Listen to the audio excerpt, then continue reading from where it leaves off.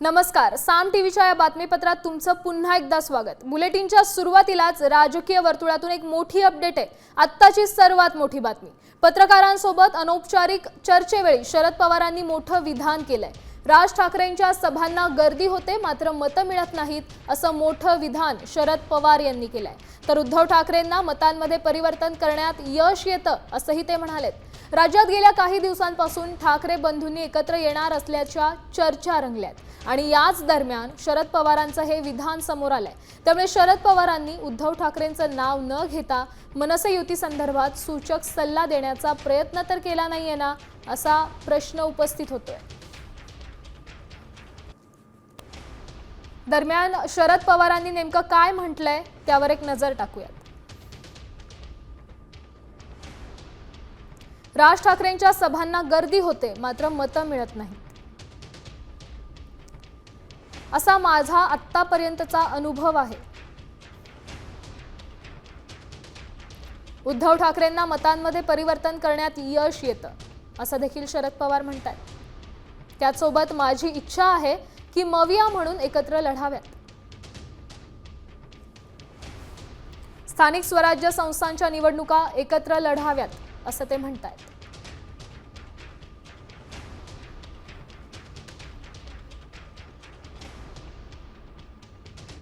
तर जनतेच्या मनात तेच होईल, आता थेट बातमीच देऊ असं उद्धव ठाकरेंनी काल सांगितलं आणि आज ठाकरे गटाच्या मुखपत्रात दोन्ही ठाकरे बंधूंचा एकत्र फोटो पाहायला मिळाला। मोठ्या कालावधीनंतर दोन्ही ठाकरे बंधूंचा एकत्र फोटो पाहायला मिळतोय। या फोटोसह संदेश देणार नाही, बातमीच देतो, महाराष्ट्राच्या मनात आहे तेच होणार। शिवसेना मनसे युतीबाबत थेटच बोलले, सूर जुळणार, उत्सुकता वाढली असं उद्धव ठाकरेंनी म्हटल्याचं लिहिण्यात आलंय।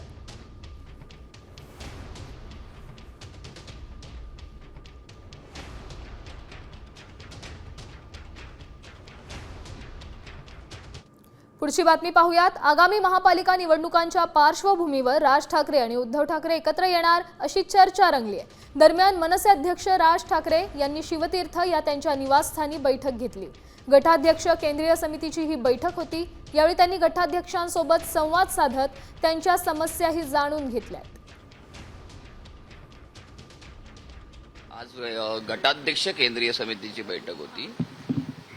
केंद्रीय समितीवर अनेक लोक काम करत आहेत। नांदगावकर साहेब त्या टीमचे लीडर आहेत आणि त्यांनी गेल्या दोन महिन्यामध्ये प्रत्येक शाखे प्रभागात जाऊन गटाध्यक्षांच्या ज्या काही भेटीगाठी केल्यात, इतर पदाधिकाऱ्यांबरोबर ज्या काही भेटीगाठी केल्यात, त्याच्यामधून नेमकं काय अनालिसिस आलं, काय अनुभव आला, हे राज ठाकरे साहेबांनी आज जाणून घेतलेलं आहे। मग कोणत्या ठिकाणी काही रिक्त पदं आहेत का, काही बदल हवेत का, गटाध्यक्षांची संख्या पूर्ण आहे का किंवा नाहीये, नसेल तर काय करायला हवं, अशी साधक बाधक चर्चा झालेली आहे। पुढची बातमी पाहूयात। चंद्रशेखर बावनकुळेंनी राहुल गांधींना प्रत्युत्तर दिलंय। 2009च्या निवडणुकीत तुम्ही घोटाळा केला होता का असा सवाल विचारलाय। जनतेनं झिडकारलं म्हणून रडगाणं सुरू झालंय। अर्धवट आकडे सांगून गोंधळात टाकू नका असं देखील ते म्हणतात।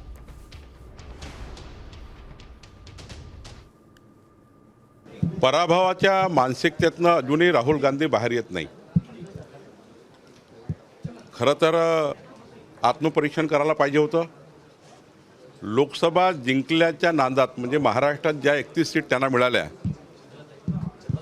31 लोकसभा त्यांना मिळाल्या, 17 आम्हाला मिळाल्या, त्यावेळी राहुल गांधी ओव्हर कॉन्फिडंट झाले। विकसित भारताचा संकल्प मोदीजींनी केला म्हणून आता पुढचे 15 वर्ष महाराष्ट्रात देशामध्ये त्यांना काही दिसत नाही आणि म्हणून असा संभ्रम निर्माण करतात। देशामध्ये, महाराष्ट्रामध्ये संभ्रम निर्माण करून त्यांना राजकारण करायचं आहे। पुढची बातमी आपल्या सगळ्यांची चिंता वाढवणारी। राज्यात गुरुवारी कोरोनाच्या नवीन 98 रुग्णांची नोंद झाली आहे। त्यामुळे सक्रिय रुग्णांची संख्या ही 548 वर गेली आहे। तर मुंबईत 34 कोरोना रुग्णांची नोंद झाली आहे। त्यामुळे नागरिकांना काळजी घेण्याचं आवाहन प्रशासनाकडून करण्यात येत आहे। तर कोरोना रुग्णांवर सरकारी आणि खासगी रुग्णालयात उपचार सध्या सुरू आहेत।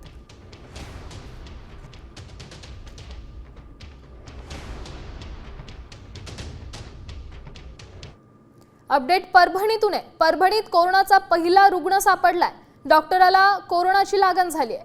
आरोग्य विभागाकडून कोरोना कक्ष सध्या सुरू करण्यात आलाय आणि जिल्हा रुग्णालयात तपासण्यांनाही आता सुरुवात करण्यात आली आहे। Antigen kit, PPE kit, oxygen बेडची व्यवस्था देखील करण्यात येते.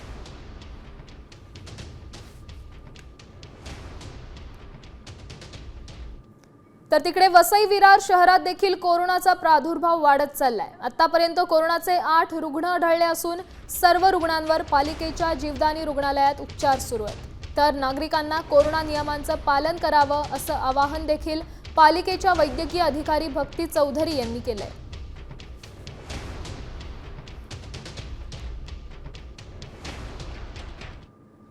आपल्याकडे टोटल 8 रुग्ण आढळले आहेत. त्यामधले आत्ता 5 आपले ॲक्टिव्ह आहेत आणि त्यातले 4 होम आयसोलेशनमध्ये आहेत, 1 पेशंट ॲडमिट आहे. आतापर्यंत आपले 250हून जास्त अँटीजेन टेस्टिंग झालेले आहेत आणि त्यामध्ये आपल्याला हे रुग्ण आढळलेले आहेत. नागरिकांना एकच आव्हान आहे, कोविड काय आपल्यासाठी आता नवीन राहिलेला नाही आहे. आपण आधीही ज्या काय आपण त्याच्यासाठी उपाययोजना आणि प्रिकॉशन्स घेतलेल्या आहेत त्याच प्रिकॉशन्स तुम्ही कंटिन्यू ठेवा आणि प्लस जे इम्युनो कॉम्प्रोमाइज असतील, लहान बच्चू असतील, वयोवृद्ध असतील, ह्यांनी गर्दीच्या ठिकाणी अशा वेळी जाणं टाळलं पाहिजे. जेव्हा आवश्यकता असेल त्याच वेळेला गर्दीच्या ठिकाणी जा. पुढची अपडेट पण कोरोना संदर्भातीलच आहे. मीरा भाईंदरमधून आहे. मीरा भाईंदर शहरात कोरोनाचा शिरकाव झालाय. मुंबई, वसई विरार नंतर मीरा भाईंदरमध्ये देखील कोरोना रुग्ण आढळून आलेला आहे. भाईंदर पूर्वेच्या तुंगा हॉस्पिटलमध्ये एका 46 वर्षीय महिलेला कोरोना झालाय. मीरा रोडमधील नयानगर परिसरात ही महिला राहते. नागरिकांनी घाबरून जाऊ नये असं आवाहन प्रशासनाकडून करण्यात येत आहे. पालिकेचे मुख्य वैद्यकीय अधिकारी डॉक्टर प्रमोद पडवळ यांनी ही माहिती दिली आहे.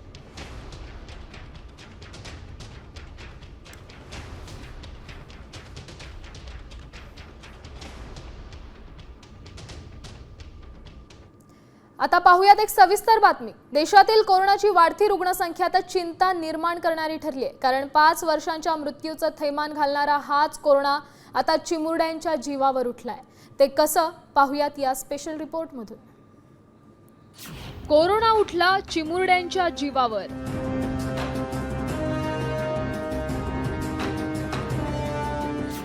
कोरोनानं वाढवलं पालकांचं टेन्शन.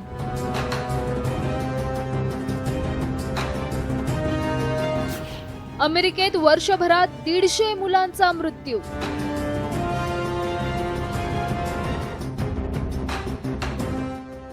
देशात कोरोनानं पुन्हा थैमान घालायला सुरुवात केली आहे.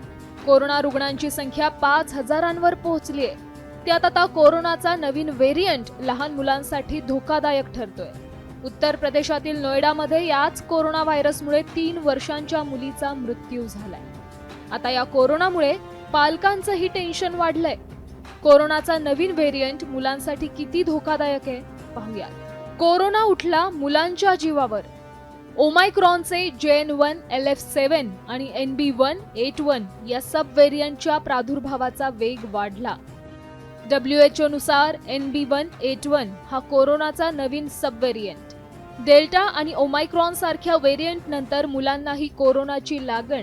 लहान मुलं प्रामुख्यानं SARS-CoV-2 व्हायरसचा शिकार. देशाच्या रुग्णसंख्येत लहान मुलांचं प्रमाण 13%. मुलांमध्ये डायरिया, अतिसुस्ती, डिहायड्रेशन, मळमळ आणि उलट्या अशी लक्षणं अधिक. अमेरिकेत कोरोनामुळे 150 मुलांचा मृत्यू. कोरोना लहान मुलांना होण्याचं मुख्य कारण म्हणजे जी नवजात अर्भकं असतात त्यांच्यामध्ये कुठल्याही प्रकारची प्रतिकारशक्ती अजून पूर्णपणे तयार झालेली नसते. साहजिकच त्यांच्याबरोबर असलेल्या, त्यांच्या जवळपास असलेल्या आईवडिलांचे किंवा इतर जे काही वैद्यकीय कर्मचारी आहेत त्यांना जर याची लागण झाली असेल तर ते ताबडतोबच त्यांना होऊ शकतो.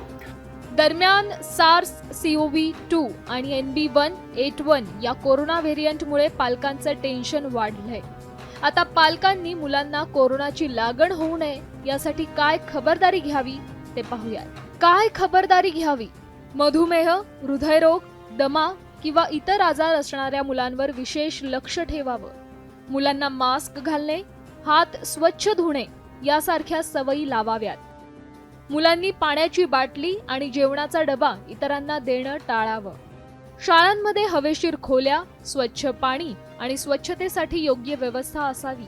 कोरोनाचा वाढता प्रादुर्भाव पाहता आता पालकांनीही मुलांची काळजी घेणं गरजेचं आहे. मुलांची रोगप्रतिकारक शक्ती कशी वाढवता येईल यासाठी पालकांनी प्रयत्न करायला हवेत. तसंच मुलांमध्ये कुठल्याही प्रकारची लक्षणं आढळल्यास दुर्लक्ष न करता मुलांवर तातडीने उपचार करायला हवेत. ब्युरो रिपोर्ट, साम टीव्ही न्यूज. आता यानंतर एक धक्कादायक बातमी. 5 दिवसांपूर्वी साखरपुडा झालेल्या एका तरुण व्यापाऱ्याचा हृदयविकाराच्या झटक्यानं अचानक मृत्यू झाला. हा व्यापारी तरुण आपल्या दुकानात नेहमीप्रमाणे ग्राहकांशी बोलत होता. त्याच वेळी तो अचानक बेशुद्ध झाला. उपस्थित कर्मचाऱ्यांनी त्याला तातडीने हॉस्पिटलमध्ये नेलं, मात्र तोपर्यंत त्याचा मृत्यू झाला होता. मृत तरुणाचं वय हे 30 वर्षांच्या आसपासच होतं. सुरतमध्ये ही धक्कादायक घटना घडली.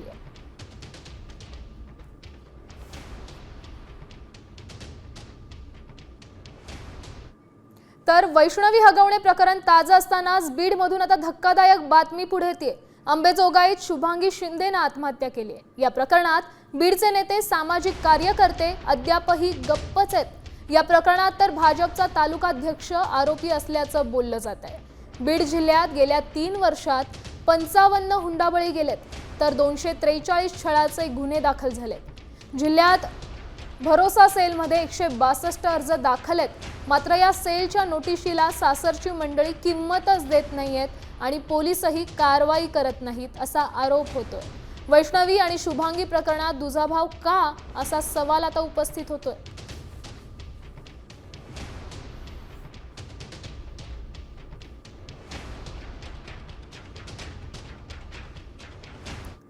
आता बातमी मालेगावातून आहे. मालेगावमध्ये बकरी ईद उत्साहात साजरी होत असली तरी त्यामुळे मोसम नदीचं पाणी लाल झालंय.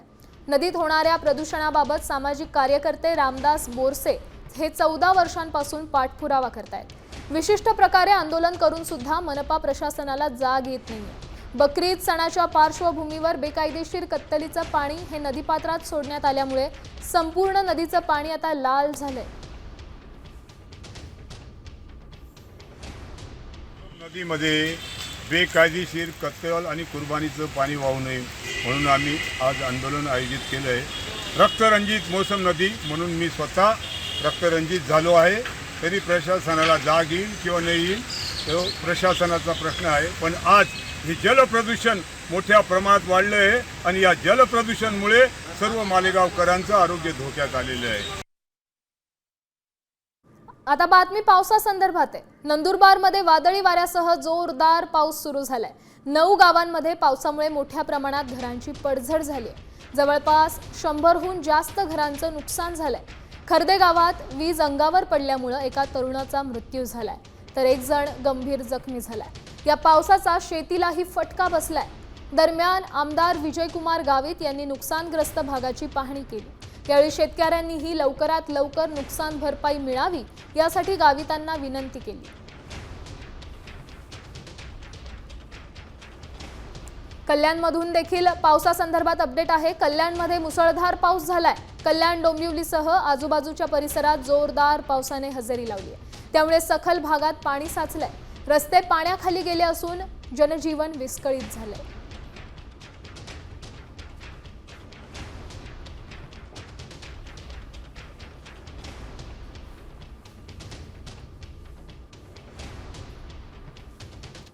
पुढची बातमी पाहूयात. भीमा नदीपात्रात जलपर्णींचा विळखा पाहायला मिळतोय. दौंड आणि शिरूर तालुक्यातील मुसळधार पावसामुळे ही जलपर्णी मोठ्या प्रमाणात वाहून उजनी धरणाच्या पाणलोट क्षेत्रात आली आहे. या जलपर्णींमुळे पाण्यालाही उग्र वास येतोय. नदीपात्र दूषित झाल्यामुळे नागरिक त्रस्त झाले. वाढत्या जलपर्णींमुळे मत्स्य व्यवसाय देखील आता धोक्यात आलाय. मुळे पाणी आम्हाला पिऊ वाटत नाही आणि गुरांना जरी पाणी पाहिजे म्हणलं तरी आमची गुरे आजारी पडतात, लेकरं पण आजारी पडतात. ह्या जलपर्णीमुळे आम्हाला पाणी वापरायला येत नाही म्हणून आम्ही गावातून पाणी रोज 20 रुपयाचं पाणी आणतो, ती पाणी पितो. ह्या जलपर्णीमुळे आम्हाला काहीच करता येत नाही. ह्याचं काहीतरी केलं पाहिजे. ह्या जलपर्णीमुळं जे पुणे आणि पिंपरी चिंचवड ह्या भागातली जे घाण आहे, दूषित पाणी, केमिकल हे उजनीत येतंय. त्याच्यामुळं मच्छीमार लोकांना पाण्यात उतरायची म्हणजे परिस्थिती नाही आणि आमचा मच्छीमार जर पाण्यात उतरला तर त्याच्या अंगाला गांडी येते, सूज येते आणि ह्याच्यामुळं आम्हाला मच्छीमाराला फार मोठा त्रास आहे. पुढची बातमी समृद्धी महामार्गासंदर्भातली. नागपूर मुंबई समृद्धी महामार्ग अखेर आजपासून वाहतुकीसाठी सुरू करण्यात आलेला आहे. 5 जूनलाच मुख्यमंत्र्यांनी इगतपुरी ते आमने या अखेरच्या टप्प्याचं उद्घाटन केलं.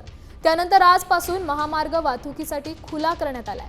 मात्र इगतपुरी ते आमने टप्पा सुरू झाल्याचं अनेकांना माहीतच नसल्यामुळं जुन्या मुंबई आग्रा महामार्गावरच वाहनांची वर्दळ आहे.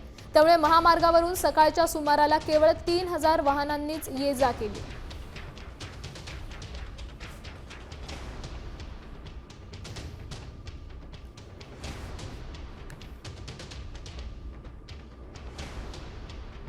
पुढची बातमी पाहूयात.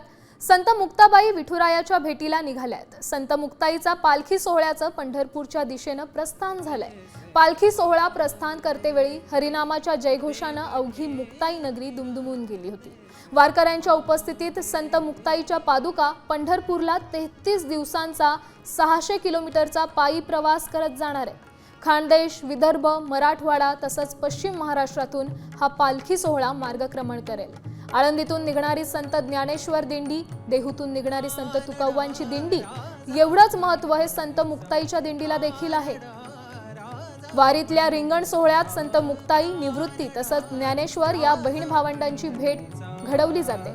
संत मुक्ताईला साडी चोळीचा आहेर भावांकडून भेट दिला जातो. पंढरपूरमध्ये मुक्ताई दिंडीला प्रथम प्रवेशाचा मान दिला जातो.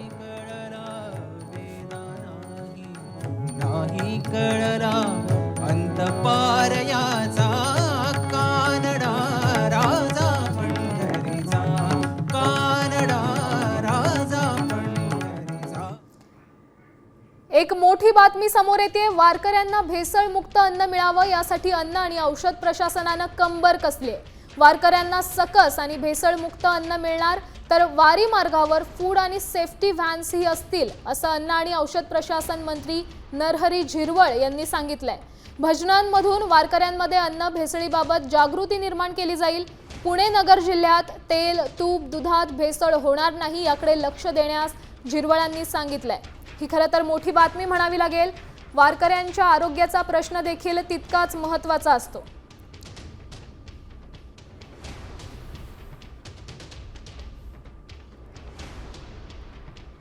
आता वारी मार्गावर फूड सेफ्टी व्हॅन असणार आहेत.